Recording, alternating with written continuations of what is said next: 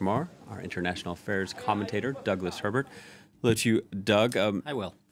Lula and Macron, they have their difference, but they do see eye to eye on at least one thing, the environment. Yeah, and this is where they really wanted to have the first focus of this summit, because the first place they met was in Belém, which is the sort of capital, the capital city of the Amazon. And a lot of the photos of them together on this visit went viral over the internet. You saw them sort of skipping together under a canopy of trees in the Amazon. You saw them on a boat, gazing out as if they're lovers on a honeymoon at the Guama River. They really look like two men who are on a romantic getaway, as some pundits phrased it. But look, being on a more serious note, the environment is such a giant issue because under Lula's predecessor, Bolsonaro, the environment was not just endangered, it was ravaged. During 3 years that roughly overlapped with Bolsonaro's time in office, say from August 2019 to July 2021, Brazil lost 34,000 square kilometers of forest. It's called deforestation. That's an area larger than the entire nation of Belgium. It was one of the most precipitous accelerations of forest loss, and it's not just that. You saw basically indigenous communities endangered. You had miners coming into these communities. You had a lot of illegal logging, and you had science funding and environmental agency funding just slashed under Bolsonaro. Lula has reversed a lot of that, and Macron couldn't be more relieved because Macron was one of the biggest critics of the environmental ravaging, as I called it, under Bolsonaro.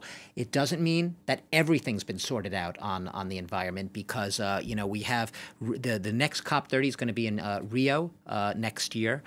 You do have policies under Lula. He has been unapologetic about being business friendly, and he is drilling for oil in communities at the mouth of the Amazon River, and this has been obviously controversial. So while he's made tremendous progress reversing the deforestation we saw under Bolsonaro, Europe, U.S., others still very much concerned at what they see as policies that are seen as too pro-business, pro-oil friendly, pro-fossil fuel friendly. Yeah, any relationship might have some differences. So, Emmanuel Macron and Lula see eye to eye on the environment. Ukraine, a completely different story. As much as they agree on the environment, many environmental issues, they sharply beg to differ on Ukraine. Lula sort of sees himself, and not just sees himself, is the champion of what's called the Global South. And the Global South has been sort of blowing the whistle, what they see as, hypocrisy on the part of the U.S. and Europe when they support Ukraine and yet at the same time also support Israel. They see sort of a contradiction in the policies the West has towards Ukraine and Gaza.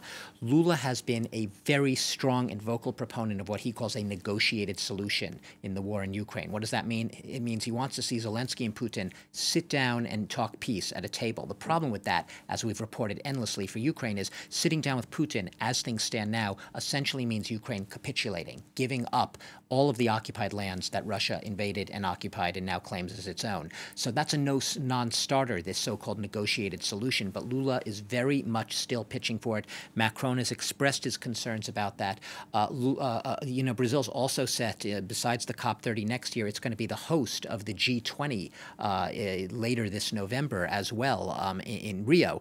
And the concern there is that he might invite Putin to that G20 summit, something that Macron reportedly did bring up and is concerned about, thinking that Putin's presence would only really be extremely divisive and counterproductive at any such summit, given where things stand right now. So they have not seen eye to eye on that issue. And I'll just mention one last thing. The Mercosur trade deal between Brazil, Argentina, Paraguay, Uruguay, which would allow free trade with Europe, that's also been vetoed so far by Macron, who's trying to protect his farmers' lobby.